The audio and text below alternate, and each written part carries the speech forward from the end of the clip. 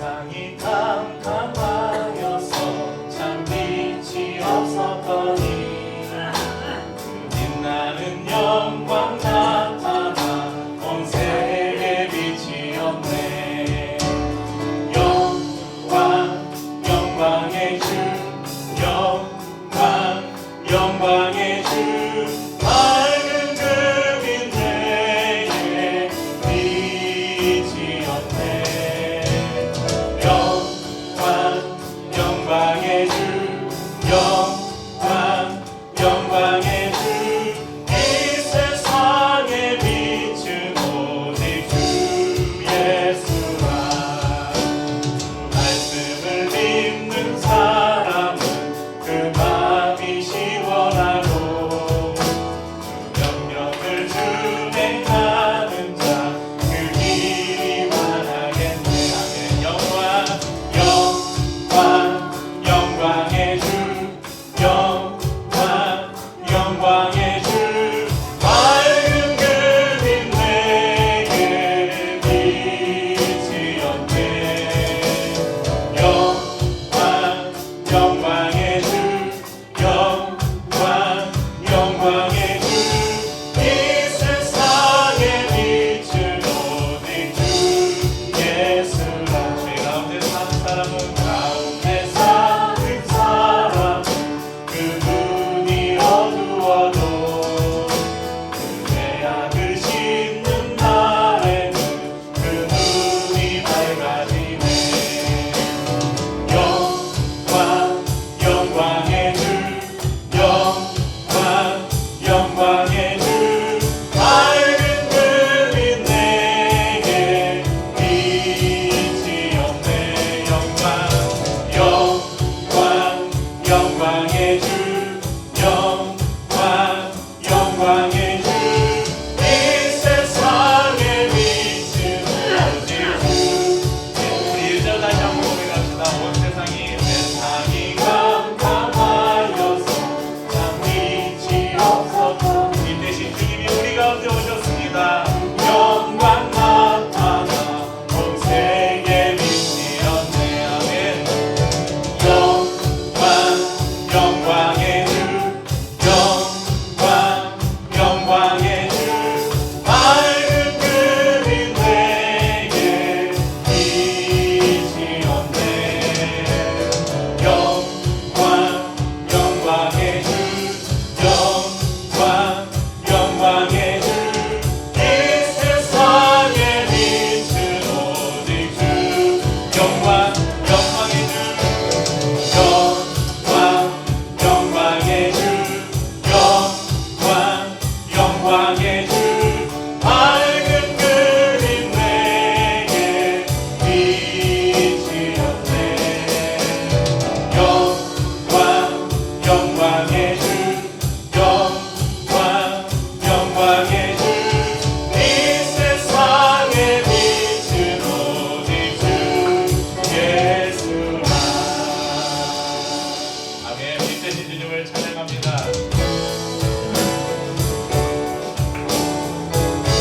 어린 양, 6월절 어린 양이 되신 예수님, 그분의 보혈로 저희들이 정결한 되고 하나님 앞에 나아갈 수 있는 담력을 얻었습니다. 6월절 어린 양의 피로, 6월절 어린 양의 피로 나의 삶의 문이 열렸네. 저 어둠의 권세는 힘이 없네. 주 보혈의 능력으로 원수간을 경배할 때에도 난 이롭게 설 수 있네. 난 더 이상 경배함 없네.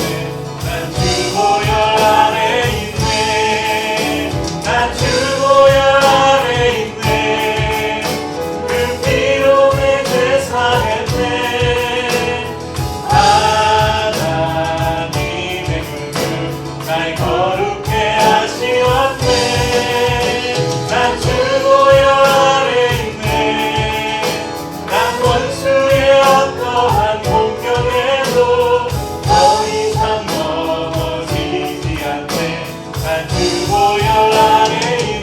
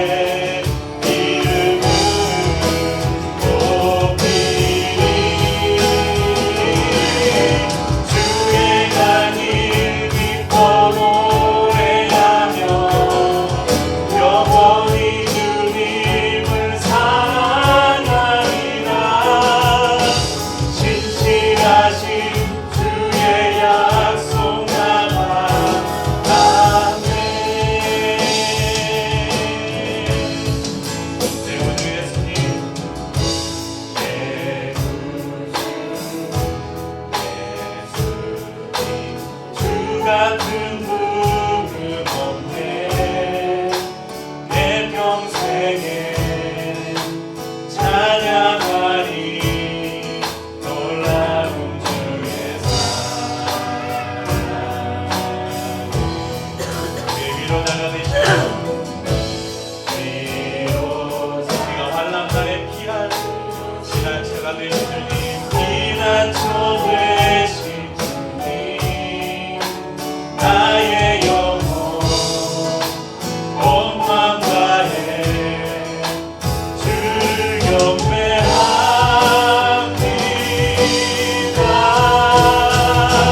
온 땅이여 주님께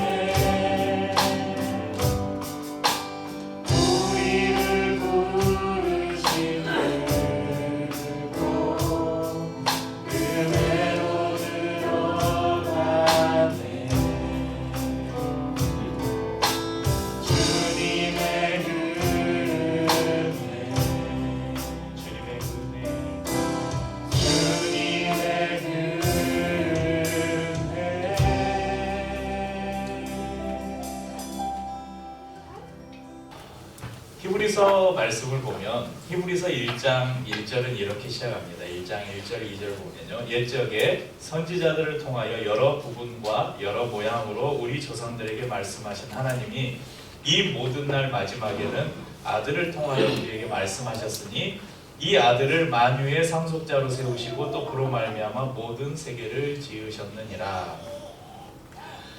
자, 아담의 범죄 이후로, 아니 어쩌면 하나님께서 인간을 창조한 이후에 인간이 타락할 것을 아시고 하나님께서는 인간을 구원할 계획을 세우셨습니다.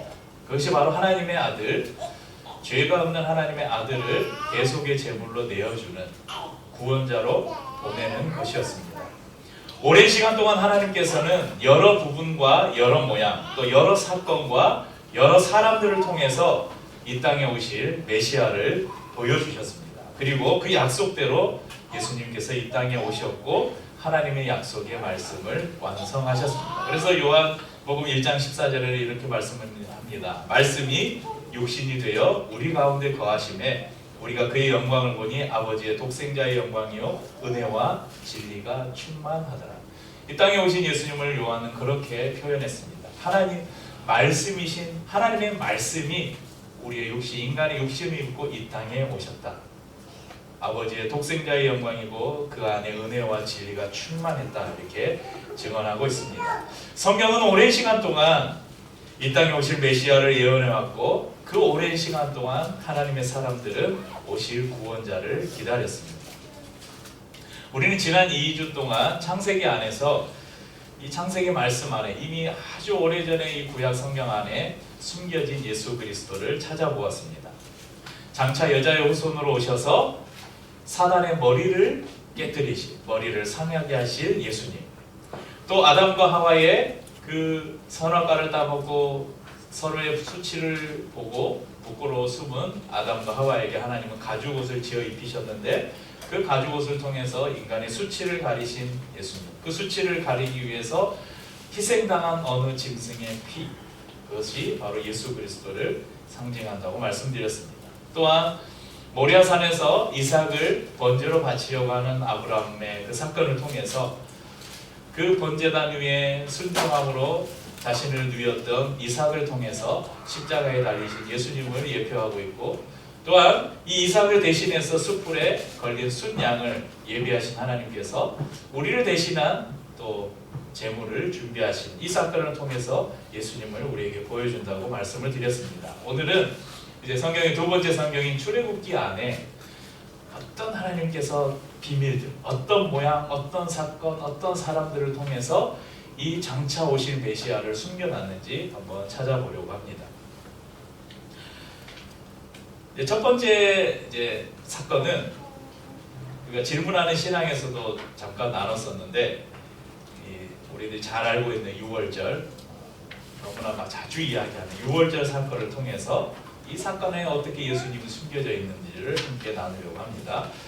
혹시 애니메이션 영화 이집트 왕자를 보신 분 있으신가요? 극장에서 보신 분 있으신가요? 1998년에 개봉한 영화. 너 2000년에 태어나지 않았냐?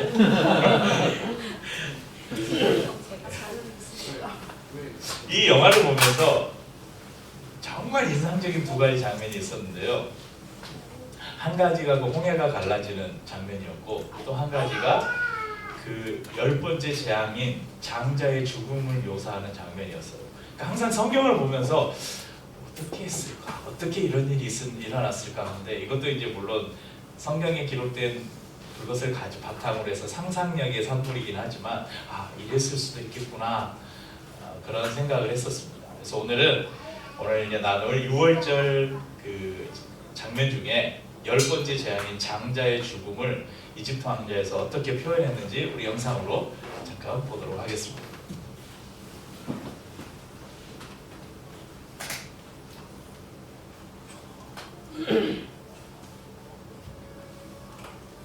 여호와께서 내게 이르시기를, 양을 잡아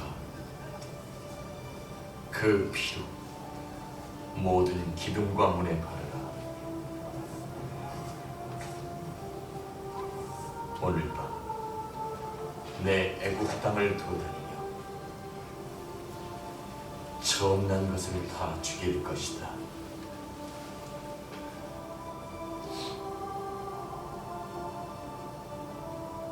그러나 문에 바른 피를 보면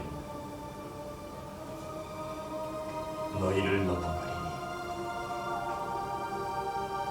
재앙이 너희에게 내리지 아니하리라.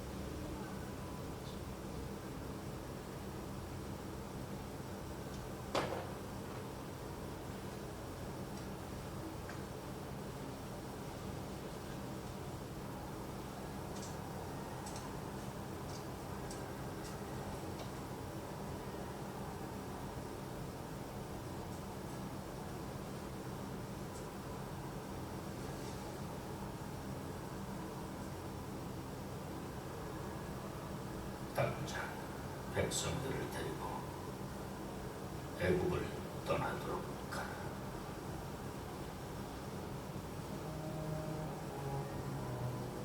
내버려둬.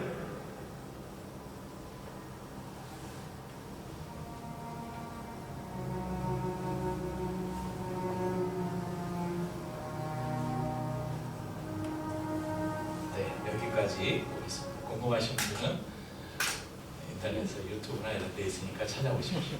10장 1은 모세 이야기고 인성자 2는 요셉의 이야기고 그렇습니다. 하나님의 인도하심으로 방금 말한 요셉이 애굽의 총리까지 오르잖아요. 그래서 요셉 덕에 야곱과 그의 가족들은 흉년 중에도 흉년을 피해서 애굽으로 이주를 하게 되었고 바로 왕이 내어준 고센 지역에 자리를 잡습니다. 거기에서 안정된 생활을 누릴 수 있었죠. 그런데 창세기에서 출애굽기 사이에 이 400년의 기간 동안 이스라엘 백성들은 애굽 땅에서 놀랍게 번성했습니다. 하지만 그것이 오히려 애굽의 위협이 되었죠. 이제 요셉을 알지 못하는 새로운 왕이 이제 오르고 이스라엘 백성들을 보니까 너무 강성해지는 거예요. 그래서 이제 전에는 선의를 베풀었지만 이제 자신을 위협하는 존재로 느끼게 됩니다. 그래서 이스라엘 백성들을 탄압하게 됩니다. 그래서 이스라엘 백성들을 그렇게 탄압을 하는데도 점점 더 번성해 가요. 어찌 보면 이게 자연적인 형상 같지만 이것은 하나님께서 아브라함에게 약속하셨던 이 언약을 성취하는 과정이었습니다. 창세기 22장 17절에 보면 내가 내게 큰 복을 주고 내 씨가 크게 번성하여 하늘의 별과 같고 바다의 모래와 같게 하리니 내 씨가 그 대적의 성문을 차지하리라. 이렇게 약속하셨죠. 그러니까 이스라엘 번성은 애굽에게 굉장히 위협적인 존재였습니다. 그래서 더 심한 노동을 시키고 심지어는 아이가 태어나면 여자아이가 태어나면 살려두고 남자아이가 태어나면 그냥 죽이는, 사내 아이를 다 죽이는 유아 학살까지 펼쳤습니다. 그런데도 이스라엘 백성들은 계속 번성해 갔습니다. 그렇지만 그 가운데 날마다 심한 그 중노동을 하고 또 먹고 사는 이런 문제 모든 것에서 이 제한을 받고 핍박을 받은 이스라엘 백성들은 하나님께 부르짖기 시작합니다. 그래서 하나님께서는 이스라엘의 부르짖는 소리를 들으시고 그 소리를 외면하지 않고 아브라함과 이삭과 야곱과 세웠던 언약을 하나님께서 다시 기억하시고 누구를 보내시냐? 바로 모세라는 사람을 이스라엘에 보냅니다. 그리고 모세에게 네가 내 백성 이스라엘을 애굽에서 인도해서 가나안으로 들어가라 이렇게 명령하셨죠. 출애굽기 3장 9절에서 10절 말씀을 보면 이제 가라 이스라엘 자손의 부르짖음이 내게 달하고 애굽 사람이 그들을 괴롭히는 학대도 내가 보았으니 이제 내가 너를 바로에게 보내어 너에게 내 백성 이스라엘 자손을 애굽에서 인도하여 내게 하리라. 그러니까 하나님께서 애굽에서 고통받고 있던 이스라엘 백성들을 구원해낸 이야기, 이 이야기가 담긴 성경을 우리가 출애굽기, 그러니까 애굽에서 나간 이야기, 그래서 우리가 출애굽기라고 이야기합니다. 우리는 여기서 단지 이 애굽이 오늘날의 지명으로는 이집트잖아요. 이집트라는 어떤 지역적인 어떤 지역의 이름으로서의 애굽이라는 거기에 우리가 한정하지 말고 이 애굽이 가진 영적 의미를 우리가 생각해 보아야 합니다. 성경에서 애굽이란 말은요, 고통의 상징이고 죄악의 상징입니다. 자유가 없는 곳이고요, 하나님을 대적하는 사탄의 영향력 아래 있는 곳을 우리가 애굽이라고 이야기합니다. 그리고 이 애굽은 오늘날 우리가 살아가는 이 세상, 하나님이 없는 것처럼 살아가는 이 세상을 우리가 또한 애굽이라고 생각할 수도 있습니다. 그렇기 때문에 애굽에서 불러내신 이 출애굽 사건은 사단의 종살이하고 있던, 사단의 지배 아래 있던 사람들을 자유롭게 해방하는 사건이었고 자유가 없는 자들에게 자유를 주는 사건이었습니다. 이는 곧 세상에 살면서 사단의 영향력 아래 있던 우리를 예수 그리스도 앞으로 인도하는 사건과 같습니다.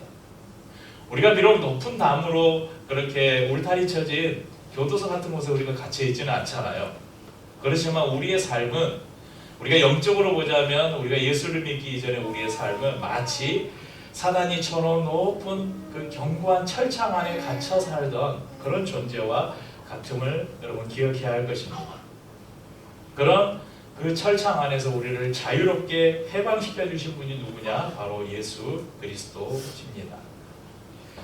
하나님께서 이 애굽에서 이스라엘 백성들이 이끌어내시려고 할 때 방해 요인이 있었잖아요. 우리가 방금 영상에도 봤지만 바로 이 바로 왕이었습니다. 처음에는 그렇게 우리가 광야에 가서 하나님께 제사 드리려고 하니까 우리 민족을 보내달라 하니까 이런 조건을 걸면서 허락을 안 하는 듯 했다가 또 보내려고 했다가 가만 보니까 이 이스라엘 백성들을 다 보내면 왕국은 누가 짓고 또 이 애굽의 여러 건축하는 일들 또 이런 노역은 누가 하지? 그런 생각에 마음을 돌이키게 되죠. 그러나 출애굽기 4장부터 계속해서 하나님께서 재앙들을 내리시면서 어떤 말씀이 있냐면 내가 바로의 마음을 강팍하게 하여, 그러니까 바로의 마음이 왜 강팍해졌어요? 왜 안 보내려고 했어요? 하나님이 그 마음속에 계속 그런 마음을 심으셨다는 거예요. 그러니까 이 말씀을 보면 하나님께서는 이스라엘 백성들을 단번에 애굽에서 이끌어내실 수도 있으셨어요. 그런데 왜 굳이 재앙을 10가지나 내려가면서 이런 재앙을 내리시고 바로의 마음을 강팍하게 했다가 다시 보낸다고 했다가 다시 마음을 돌이켜서 또 안 보내, 못 보내, 죽어 너 못 보내, 아니야 그러다가 왜 이렇게 했을까? 성경의 이런 전체 문맥을 보면요, 바로 이 10번째 재앙, 6월절 사건을 하나님께서 우리에게 보여주시려고 그 과정들을 거치셨음을 볼 수 있습니다. 그러니까 이전의 9가지 재앙은 10번째 재앙을 확실하게 우리에게 보여주기 위한 어쩌면 전초전이었습니다. 이 10번째 재앙은 우리에게 놀라운 비밀을 가르쳐 줍니다. 하나님께서는 이 10번째 재앙을 내리기 전에 이스라엘 백성들에게 이 10번째 재앙을 피할 수 있는 행동 요령을 가르쳐 주십니다. 그러니까 그 전에 9가지는 필요가 없었어요. 이스라엘 백성들은 아무것도 안 해도 됐어요. 왜냐하면 재앙이 이스라엘 지역에 살던 고센 지역에는 안 내렸거든요. 애굽인들이 살던 지역에만 재앙이 내렸어요. 그러니까 이스라엘 백성들은 그냥 평상시처럼 그냥 살면 됐어요. 그런데 10번째 재앙은 달랐습니다. 모세를 통해서 구체적인 행동 지침을 가르쳐 줍니다. 그리고 그것을 따르지 않으면 너희가 비록 이스라엘이 살던 고센 땅에 살고 있다 하더라도 재앙이 너희를 피해가지 못할 것이라 이렇게 말씀하셨습니다. 그 구체적인 행동 지침이 무엇이었습니까? 오늘 말씀에 보면 가족대로 어린 양을 택해서 6월절 양을 잡고 우슬초 묶음을 가져다가 그릇에 담은 피에 적셔서 그 피를 문 임방 위아래 그리고 설주 좌우 설주에 바르라. 아까 영상에서 보셨듯이 우슬초로 이렇게 피를 바릅니다. 그리고 절대 문 밖에 나가지 말아라. 또 보면 오늘 말씀에는 이렇게 기록이 되지 않지만 다른 성경의 다른 부분에 보면 또 그 잡은 양의 고기를 먹고 또 하나 무교병 그러니까 누룩을 넣지 않는 떡을 구워서 먹고 허리에 띠를 띠고 출발하면 언제든지 뛰어나갈 준비를 하고 이 어린 양의 고기를 먹고 다음 날까지 아무것도 남겨두지 말아라 이렇게 명령을 하십니다. 그러니까 이 의식은 단순한 의식이 아니었습니다. 6월절 의식은 장차 영원한 6월절 어린 양으로 대속의 죽음을 죽으실 예수 그리스도에 대한 예표였습니다. 이것을 보여주기 위해서 하나님께서는 이 6월절 예식을 제정하신 것이죠. 어린 양이 가리키는 것이 무엇입니까? 세례 요한도 이 6월절 어린 양을 분명하게 알고 있었습니다. 그래서 요한복음 1장 29절 말씀 같이 읽어보죠. 이튿날 요한이 예수께서 자기에게 나아오심을 보시고 보라 세상죄를 지고 가는 하나님의 어린 양이로다. 그러니까 요한도 알고 있었어요. 이 어린 양이 누구인지. 예수 그리스도. 그 예수님을 세례 요한은 보자마자 아 저분이 바로 세상죄를 지고 가는 그 6월절 어린 양이시구나. 이것을 알 수 있었죠. 어린 양은 세상죄를 지고 가는 곧 모든 인류의 죄를 대신 짊어진 하나님의 아들 예수 그리스도를 가리키는 예표였습니다. 지난 시간 살펴보았던 그 모리아 산에서 이삭을 대신해서 죽었던 수풀에 걸린 한 마리의 어린 양, 그 어린 양이 예수 그리스도를 상징하듯 6월절에 이 죽음의 사자를 피하기 위해 문에 발랐던 그 피가 바로 어린 양의 피, 예수 그리스도의 피를 상징하는 것이었습니다. 한 마리의 양이 죽임을 당하고 그 피가 발리워진 집은 죽음의 사자가 지나가 생명을 건질 수 있었습니다. 또 그들이 그 잡은 양의 고기를 먹었잖아요. 이 고기를 먹음으로 그들은 애굽에서 벗어날 육체적인 힘을 얻습니다. 그래서 이 죽임당한 양, 그들이 먹었던 이 고기는 바로 생명의 양식인 예수 그리스도를 우리에게 보여줍니다. 우리가 매주 성찬을 조금 이따 우리가 성찬을 또 나누겠지만 성찬을 나눌 때 제가 하는 성찬 제정사가 있잖아요. 예수님께서 잡히시던 날 밤 제자들과 함께 6월절 만찬을 나누시면서 떡을 떼어주시며 이것은 너희를 위해서 지키는 나의 몸이라 또한 잔을 주시면서 이것은 너희를 위해서 흘리는 나의 피 곧 언약의 피니라.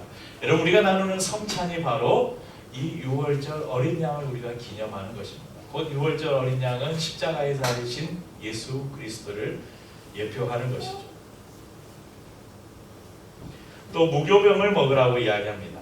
말씀드린 것처럼 누룩을 넣지 않는 떡을 구워서 발효되지 않는 것을 먹으라고 합니다. 누룩은 성경에서 자주 죄를 상징할 때 쓰이는 단어입니다. 그러니까 누룩이 없는 떡, 곧 죄가 없는 무교병을 우리에게 먹으라고 말하면서 애굽을 탈출함에 우리 안에 있는 모든 죄악을 제거하라는 의미를 우리에게 가르쳐 줍니다. 또한 쓴 나물을 먹으라고 했는데요. 이 쓴 나물은 예수를 믿는 우리 삶에 때로 여러분 고난이 있어요. 고통이 있어요. 그러나 예수 그리스도를 따르기 위해서는 그 고통도 감수해야 됨을 우리에게 가르쳐 줍니다. 또 허리에 띠를 띠고 출애굽기 앞부분에 보면 12장 10절에 보면 11절에 보면 너희는 그것을 이렇게 먹을지 허리에 띠를 띠고 발에 신으시고 손에 지팡이를 잡고 급히 먹으라. 이것이 여호와의 유월절이니라. 이렇게 말씀합니다. 예수 그리스도로 말미암아 구속을 받은 사람들, 그러니까 애굽에서 이 탈출할 사람들, 그 사람들에게 우리가 세상과 결별할 때는 즉각적으로 결별해야 함을 말씀해 주는 것입니다. 예수를 믿고도 한 발은 세상에 담그고 또 한 발은 교회에 담그고 이도 저도 아닌 미지근한 신앙을 버리라는 것을 우리에게 가르쳐 줍니다.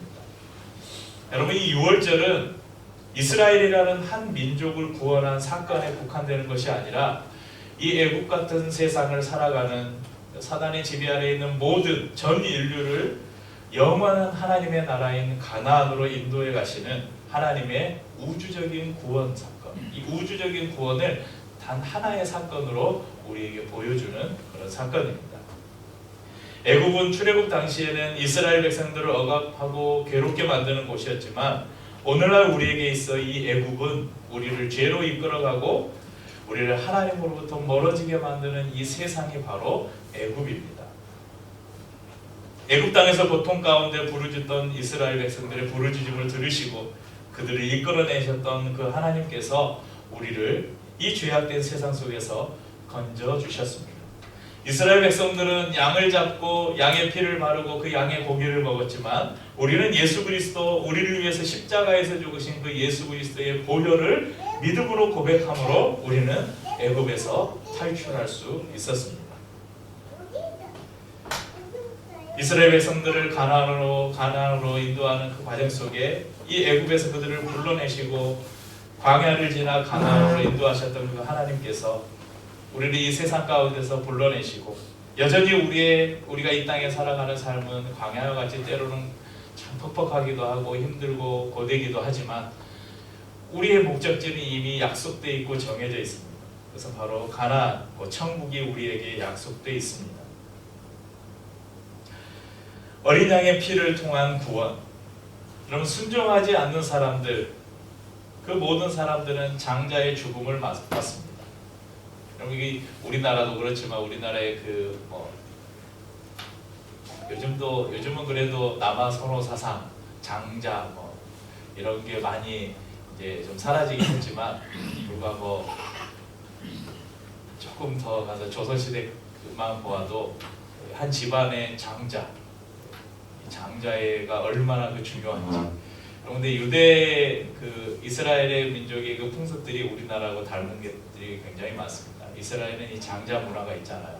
그러니까 애굽에서 하나님께서 제약을 내리실 때 장자를 죽였다는 것은 그 가문을 멸절시켰다는 것을 의미해요. 그 가족이 다 모든 가족의 죽음을 장자의 죽음을 통해서 선언하신 것이죠.